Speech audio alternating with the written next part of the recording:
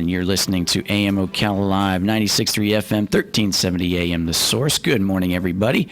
As it is now just a few minutes here, 7 minutes after the top of the 9 o'clock hour, as it is time for our segment that we do with Robert Colen from On Top of the World. Welcome, partner. Thank you. Good to see you again. Good to be here. Yeah, absolutely. And with him, he brought Matt Hibbs, Director of Golf at On Top of the World. And nice to meet you, man. Yeah, Pleasure. Thanks for having me. You got it. Thank you for having me. Fellow Buckeye, we were just talking off air there a little bit, so that makes me more I'd comfortable. like to throw myself in there and say my dad was a Buckeye. Yeah. My aunt and uncles, my grandfather, my grandmother, so I have a long history of Buckeyes. Yeah. The crazy part is we were talking, I grew up in Michigan, so, the rivalry there, for me to be a Buckeye and survive living in the state of Michigan for 25 years. Yeah. I got out of there as soon as I graduated college, so, Yeah. big Buckeye fan. That's awesome. And that takes grit to be around the maize and blue, but root for a Buckeye. Going to college and dealing with that with all my friends growing up, it was tough. Yeah. But hey, lately, last 20 years or so, we've had that on top. So Yep. it's been good to be Buckeye lately. That's right, lately. Now I'm going to say that as far as age, you and I are probably similar. So all those years of John Cooper, we couldn't say that when it came to playing the maize Cooper and was blue. when I was coming through middle school, high school, and for him, great coach, just couldn't beat Michigan. Couldn't beat Michigan. Could not beat Michigan. Kind of what it feels like on the reverse side now with Harbaugh. So yeah, I get the good laugh now. So hopefully it continues. Excellent. Well, that's a good start, my friend, to our segment today. And with having you in, I think there were some things you guys had on the agenda to talk about, and I'll let you get started, partner. Yeah, and I've been basically begging Matt to come on the show with me since I don't know, probably September, and he keeps blowing me off. But the Ocala Open is coming up, and I said, I called Matt about a month ago. I said, Matt, I'm going to give you 4 weeks notice this time. Can you do it? And he says yes. So I'm really excited to have Matt because he does a great job every time he comes on the show, and we talk about the Ocala Open, our golf courses, and everything else we've got going on. Absolutely. Yeah, so next week is the kickoff for actually our 14th annual Ocala Open. Yeah, so, 14th. It's amazing. It's been that long. In fact, I've been with On Top of the World since 2009, so I guess this would be my 11th Ocala Open. So next week, Tuesday, kicks off the Pro-Am, where we have about 32 teams that sponsor the event, and they play with 32 of the golf professionals in just a scramble format. The pros play on their own little game. But that's the heart of the event, where we raise money for charities, Interfaith, Emergency Services, and Hospice of Marion County, so the charities are local.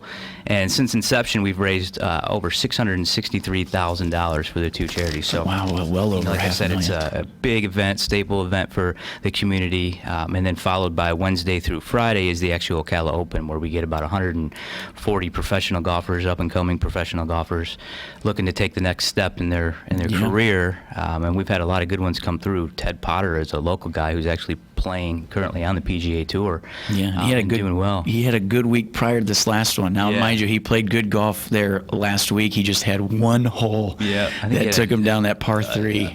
9 or something on the par 3. Yeah, and if he just walks away with bogey or better, he's in contention on Sunday because the leaders are only 5 He under. missed the cut by 1. Yeah, Stroke, tough go of it, man. But he did play well the week before. I saw he played well, I think, in Puerto Rico. So, that's right. I think he finished in the top 10. So he's doing really well. And we've had a lot of guys come through that are very similar in style. In fact, we've had some ex-PGA Tour guys that may not qualify for the PGA Tour that week that come and play at the Ocala Open. In fact, I remember Nick O'Hearn played a few years ago, and Nick O'Hearn's been playing on a European Tour and the Tour for years. Lefty. In fact, I remember, it's probably been 15 years ago or so, but he actually took down Tiger Woods in the match play event one year. For the WGC? Yes, exactly. Right. Okay. And that's been years and years ago. Yeah. But he played in the Ocala Open, I want to say 3 or 4 years ago. And it was truly amazing to watch, because you'd think a guy coming in like that, he'd have his paparazzi, everybody with him, and he carried his own bag and made the cut and went on his way. It was cool to see. So he was really a down-to-earth guy, and a guy who's been around on the tour for years. So, but we've had a lot of good players. Dan McCarthy, who won it back-to-back years here recently, he's now playing, I think, on the Corn Ferry Tour, which is just a stage below the PGA Tour. So he's working to get there. We've had Guy Burrows, who played on the PGA Tour for years. So we get a lot of good players that come through here. So it's a great event. Our residents really enjoy to come out, and in fact, they can caddy for a lot of these guys. Yeah, that's what I heard. Watch them play for 3 days, and hopefully the weather stays great. Yeah. This week's been warm, so hopefully we can continue that going into next week. Yeah, there's been a little pattern with the weather here of late where we've been getting these so-called cold fronts moving through about which is Wednesday night, Thursday, which has left us a Friday. It's a little bit breezy, but clearing out. That's left a beautiful weekend the last 3 weeks. And I hope that trend does kind of continue into that next week to where we can see maybe the weather even kind of knock its way out there early on before Wednesday and then see the rest of the weekend carry out pretty good. Last I looked, there was a little chance of rain every day, but being a week in advance and being in Florida, we all know that That's right. that could change 3 or 4 times between now and then. So we're looking for good weather, hopefully. Yeah, absolutely. This is an event that I know a lot of residents really look forward to, not to mention just with the 3 golf courses that you have with the community itself, and you have a lot of residents who are golfers. This is an opportunity for them to feel like, hey, this is the value in the courses that we're signed up to play, so to speak, in the community that we live in. I know that they really, really enjoy it, and it feels like. And I've been working my part-time there gig on the weekend. I've been there 2 years myself, and so. Exponentially each year, it seems like it's gotten just a little bit bigger, and I think the expectations for this one are just to get just a little bit bigger. Oh, absolutely, and to your point, it is something the residents can get involved in. Yeah, they do, unfortunately, give up their golf course for those 4 days, but we do have 2 other golf courses that they can play, and when they finish their round of golf, they can come watch these players finish their round of golf.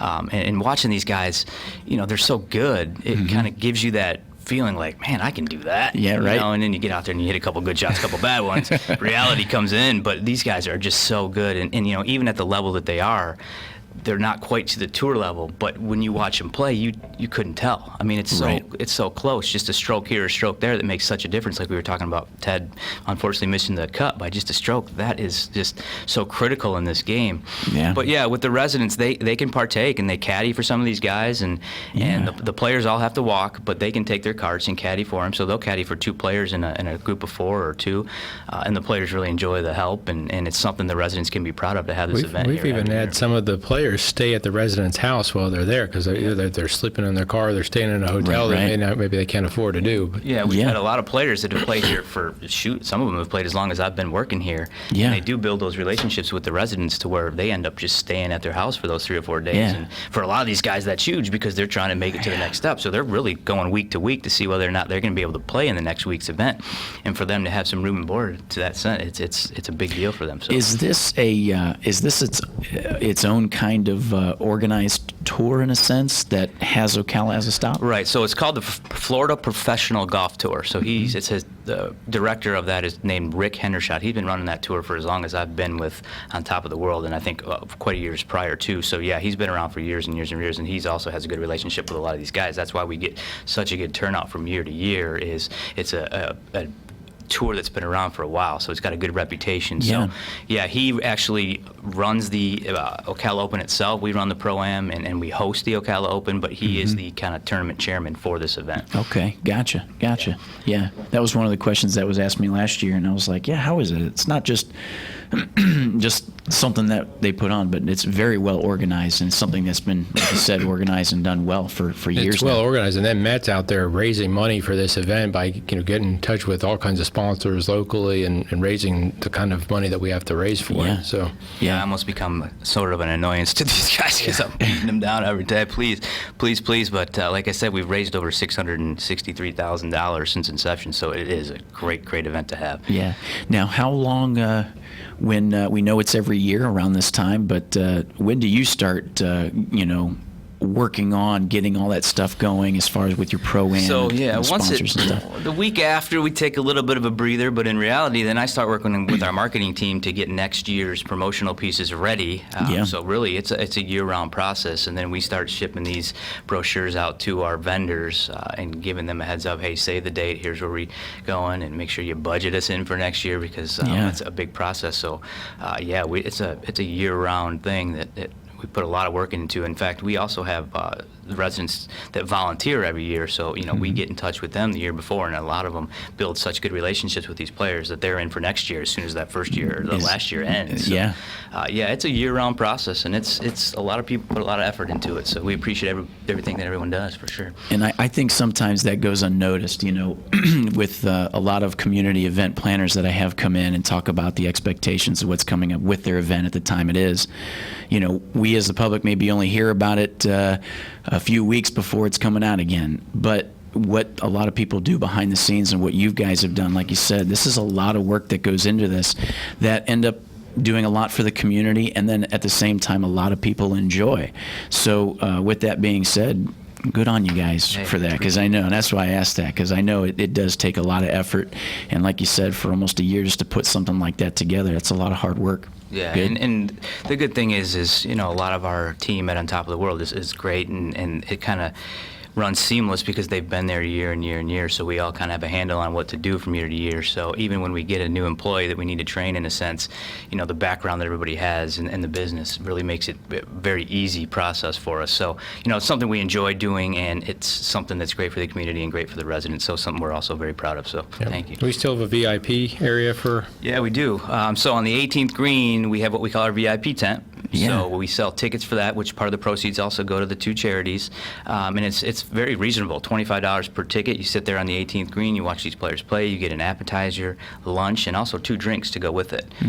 We sell those in the Candler Hills Golf Shop, or you can buy, if you wanted to come out for all 3 days, you can buy 3 tickets for $65, which is a great experience. You sit in the shade if it's hot, we put some fans out there for you, you relax, have a couple of drinks, eat lunch, watch these players play on the 18th green. And the 18th green on the last day, we put the pin back behind the bunker. Yeah. It's really fun to watch some of these guys, if they're, especially if they're in contention, whether or not they're going to go for it or not. And it's a tough risky spot. shot. I know exactly where you're talking. And, one year we had Patrick Sheehan and I believe it was Ted Potter actually went into a playoff.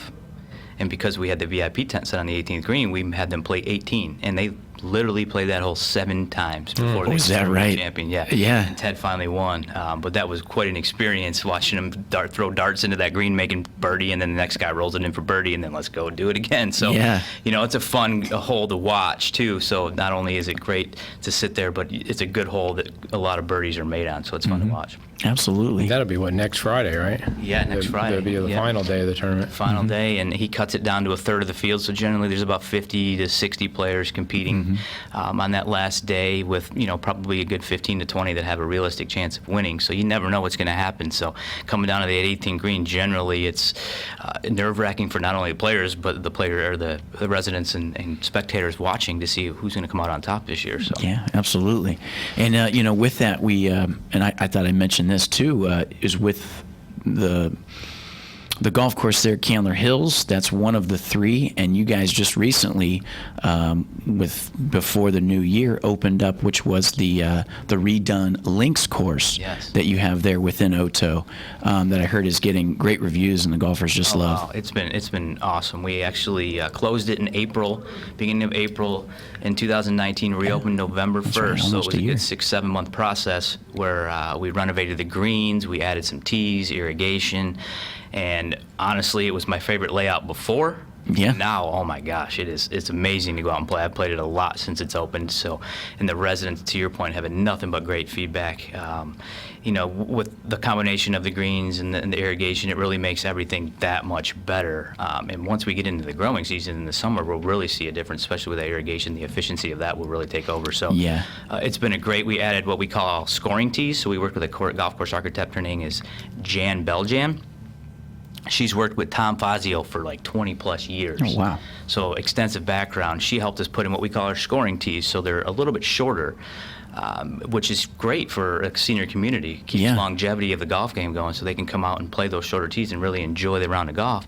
It also helps with pace of play. They play a little bit quicker. So, the combination of all that, the golf course, to your point, has had great reviews. I love it. The members have loved it. So it's something that, again, the residents and what we've done there, we can really be proud of. So yeah, excellent. What if you wanted to learn about how to play golf? You're sitting there listening to this show, and you're like, I've always wanted to play golf. Is this something we do at Candler Hills? In fact, we I know you've had some people on here that talk about the MTP and Master the Possibilities. Master the Possibilities that we offer. In fact, we teach a class there called Intro to Golf, which is very beginner. We throw a PowerPoint presentation up there, talk about the history of the game, what to expect when you get to the golf course, try to get that intimidation factor out, because that's a key part. And a lot of people are too nervous or not know what to expect once they get out there, therefore they won't go out there.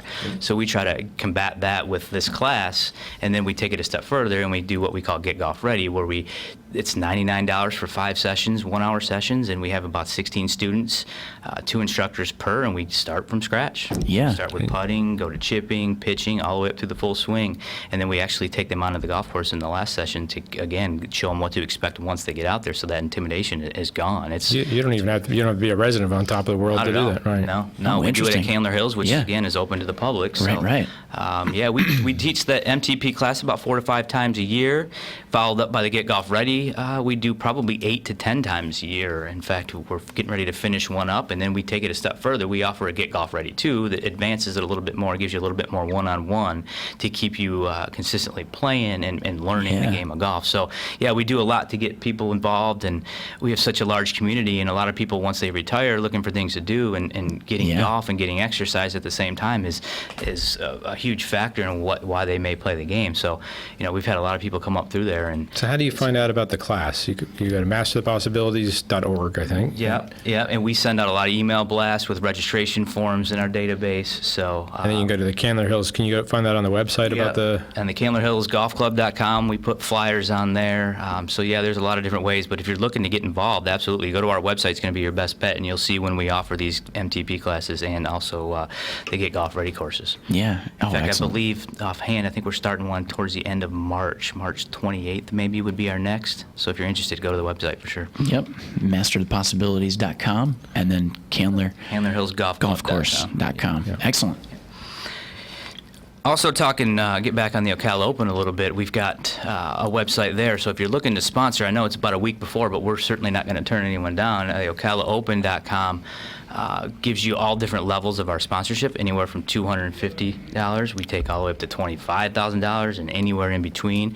We have a flyer on there, so if you're interested or you even want to come out and watch, talking about the VIP tent, if you don't want to be watch in the VIP tent, you can come out and spectate, walk the golf course, it's free there, so just check out the website, OcalaOpen.com. There's a lot of information on that for what we're going to be doing next week. Yeah, if you come out for free, you can stop at the Candler Hills restaurant, the club. The club, That's right. The club at Candler Hills. Great food there. Great food and good drinks. Yep. Great drinks. I know. Excellent. No, it's pretty unique what you guys get to do a little bit with, like we said, growing up north.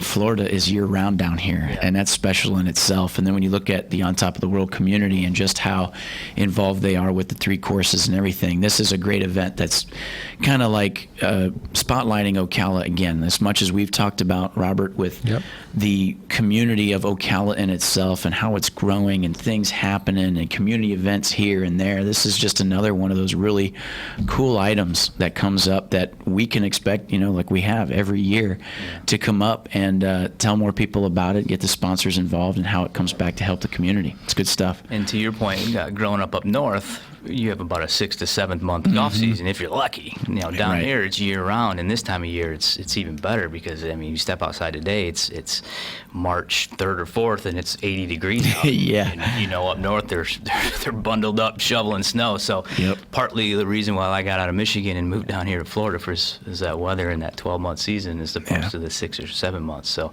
yeah, we're looking forward to next week. Hopefully the weather holds up for us. Absolutely. Is there anything else you guys want to touch on? Matt just he's being humble about it, but they just finished up a big renovation of their golf shop in the On Top of the World community. So it's for residents only, but that was a huge project. I don't know if you want to talk about that. The same time frame actually as the golf course. So about April or so we began and opened it November 1st along with the golf course. And we put a lot of time and effort into it. We needed a big upgrade and we got one. And the pro shop really reminds me of a real private high-end country club. We did a lot of work in thinking and what's the best for our residents and our members. So we opened up November 1st. And again, just like the golf course, we've had nothing but great feedback. And we've used use technology to our advantage going forward in the golf business. With a lot of our tournaments now are put on TV, so the scoring is no longer calligraphy, handwritten like it used to be back in the day. We use a lot of television and technology to show scores, and even when the players, when they finish and they go into the club or they go into the pub, the restaurant up on top of the world, they can actually see their scores on the television while they're enjoying lunch and having a drink. So we've used that in the new pro shop to our advantage. And speaking of the pub, we're getting ready to renovate that, right? In fact, I believe today they're putting up the tape and the fencing, and that old building is getting ready to get knocked down. So hopefully in the next 6 to 8 months, we'll have a brand new restaurant to go along with the pro shop. So there's a lot of buzz about that. People are really looking forward for that opportunity. I'm hearing a lot about that. Yep.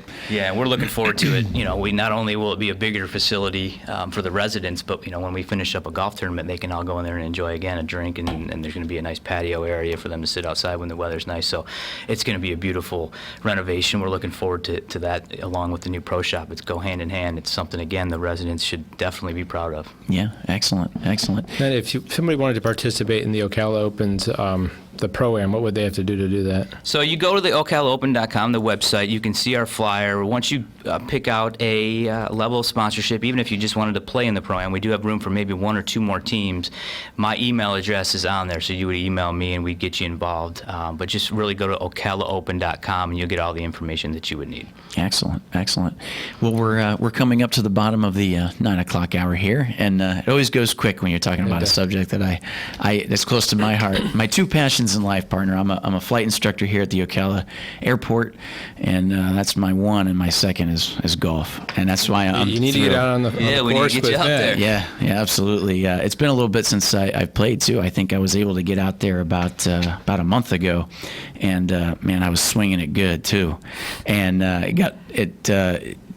got one of those bugs bit, but I didn't have another chance to get out there. Just busy between the 3 jobs and everything. But well, now's a good time. Candler Hills is in excellent shape. Oh, so great come on shape. out and, enjoy those. And that's another thing about it is just the conditions right now and the way the weather's panning out. When you play that, was it the 4th hole, the longest hole in Florida? Yeah, number 4. And the longest 669 yards. Yep. From our Do back you tee. play the back tees? Or I do. Okay. I do. And I think actually, I play the ladies' tees when I play. Yeah. And this is a little boastfulness for myself, but that day that I told you I played about a month ago, I actually played from the greens. Yeah. But on that hole, that's still 598, I think. It's still everything you can chew on. And I missed my 8-foot birdie putt. I actually had a chance to birdie that hole, and I was I wanted it so bad. And that hole plays uphill, and it can also play into the wind. So because the predominant winds, west to east, exactly. Yeah. Well, thank you very much, guys. Thank you. Matt, it was a pleasure. Robert, as always. Good seeing you again. And on top of the world. So there you guys go. MasterThePossibilities.com and CandlerHills.com for the information about the lessons and the upcoming Ocala Open. There you go, next week. Excellent. We'll be back after this. WOCA Ocala. This is a Fox News Alert. I'm Chris Foster. I tell you with absolute confidence, we are going to win the Democratic nomination. But Bernie Sanders has now been overtaken in the delegate race for that nomination, with Joe Biden winning in at least 9 states on Super Tuesday. He says about President Trump at a rally in Los Angeles. He doesn't have any compassion, no regard for the values that made this country who we are. Not the way you were raised by your moms and dads. He looks at honesty and decency and respect, and he views it as a sign of weakness. Exit polls show more voters who made up their mind late went for Biden. Elizabeth Warren finishes no better than 3rd in any state, including her own, Massachusetts. Mike Bloomberg picks up some delegates, but wins only in American Samoa after spending more than $200 million on ads just in Super Tuesday states. Maine still too close to call. There are primaries in 6 states next Tuesday. America's listening to Fox News.